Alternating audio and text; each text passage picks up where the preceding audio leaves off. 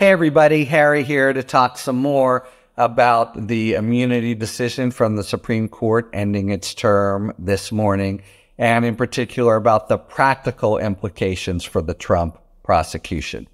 All right, let's start here. As I said in the other tape, forget about a trial in 2024. The Supreme Court has required a process for Chutkan to undertake that it seems to me will clearly be subject to itself, other round of review, and that will be contentious and will require briefing and the like. And I think it's fruitless to even hope that it be resolved before the election. What about going forward should Trump lose? Well, after stating this pretty broad test, which we talked about last time, in the other tape, is it a core constitutional function? No. Yes. Forget about it. Is it within the sort of outer perimeter of what the president does? If yes, basically forget about it. And in neither case can you apply motive, even though that's the soul of the criminal law. That's what made, for example, in the D.C. Circuit, the example of Judge Pan so powerful. So you're saying that he could order the Navy SEALs to do a hit on a political opponent. And while that hypothetical remains famous, and there may be some efforts on the part of members of the press and courts to say that you can't do that, I just don't see why, because that's a core constitutional function, the military. And if you do it for that reason, it seems to me you may not even inquire. There's absolute immunity. All right. So, but here, what happens now with the Trump indictment? They break it down into 4 parts. The first part is all these allegations involving the Department of Justice. Trump reaches out to this mid-level bureaucrat there and wants to elevate him to attorney general because he's going to do Trump's bidding of basically telling Georgia that there's something funny and fraudulent, and that could, as Trump says himself, then we'll let my guys in Congress take care of it once you've established that proposition. Looks to me, and I think the court just as much as says immunity there. Why? It's a category, and that matters a lot. In other words, it's a categorical analysis dealing with the DOJ, talking about investigations, talking about prosecutions, the president talking with his attorney general or deciding whether to remove his attorney general. Article 2 core stuff as a category.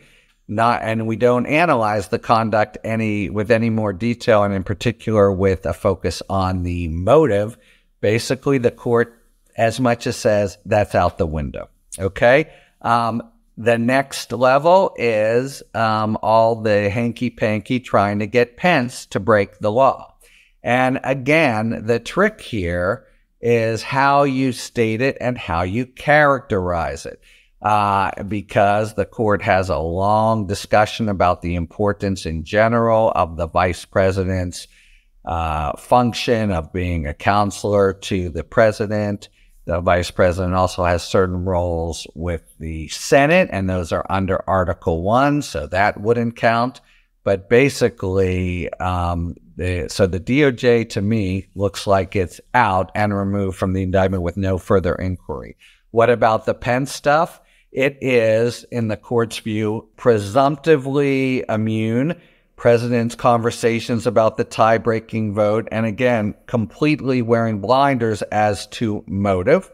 So how is it looks like it's within the category, and that means that the test, such as it is the district court is supposed to consider whether prosecution would intrude on Article 2 authority or functions. That's supposedly fact-specific, fact-bound, might involve evidence. Sometimes the court makes it seem as if you're deciding on the allegations in the indictment. Other times it makes it seem based on the facts in the world, and that may determine whether there's a somewhat significant event that comes next, namely an evidentiary hearing where Chutkan could presumably put Pence on the stand, say, and even though there's no trial, Pence's testimony in that kind of setting could be significant and could dirty up Trump, even if it doesn't go to trial or really make clear the impropriety of his conduct. But basically, Chutkan will have to decide, is this the kind of thing that could essentially intrude on the authority of the president to try to go after this? And the court itself says that's a tough inquiry, and thank you very much, District Court, you'll do it in the first instance. Then they talk about the next kind of level is all the interplay with state officials and the basic role here of trying to have the phony certificates forged and manufactured. And there it does seem as if there's, that's not part of his official act. Dealing with state officials and electors is for the states, not the federal government under the Constitution. However, there is a view, and it'll be to the president or for a former president here, Trump, to mount a aggressive argument that no, because I was trying to promote my view of the public good in doing this. This is even though I'm talking with officials, etc., I'm trying to promote my view of the public good.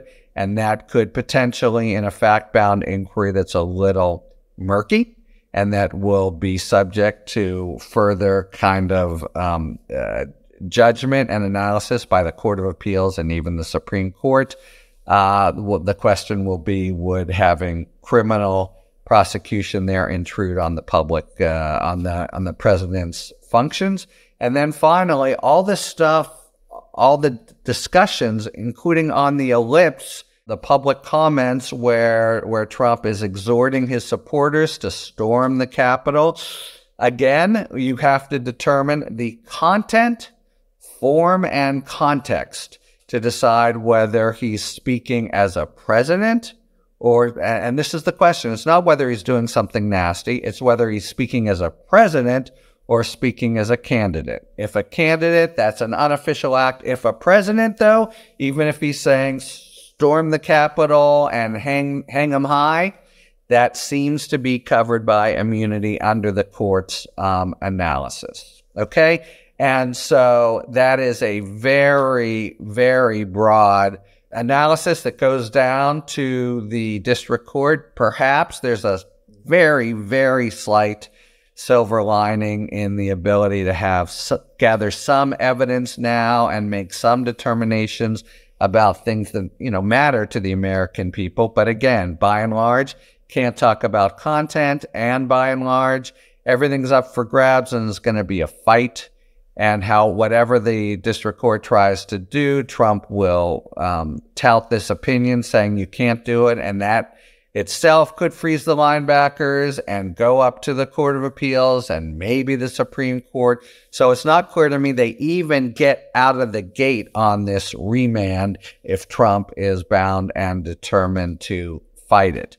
But at best, Chutkan begins to make some evidentiary determinations that basically go to what the indictment is gutted, but is there a little bit left on the state officials stuff? And this, of course, will matter if he loses and what happens after. So is all the attempts for the phony electors, basically what's going on now in Arizona? Could he be joined? Oh, and by the way, these are constitutional principles, right? So this would apply the same kind of analysis to the state prosecutions in Georgia, the state prosecution in New York, and other things that might come.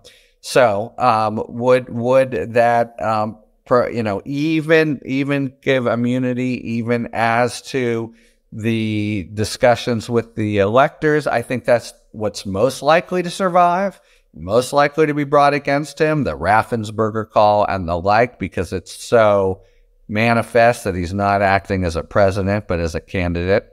And then the ellipse and the failure to do things after, may very well get a free pass under this within the perimeter of official authority. So this is a vast holding. It's another really good break for Donald Trump, and means even if he loses the election, remember, if he wins, he just tells it, shut it down. Even if he loses, it's a big slog. Half or more of the indictment just goes away, and the rest is going to be a big slog to retain it. If you're of the view that the president should not be above the law, it's, I would say, a disastrous day. Talk to you later. Thanks for tuning in. If you enjoyed this video and other Talking Feds content, please take a second to like and subscribe. Talk to you later.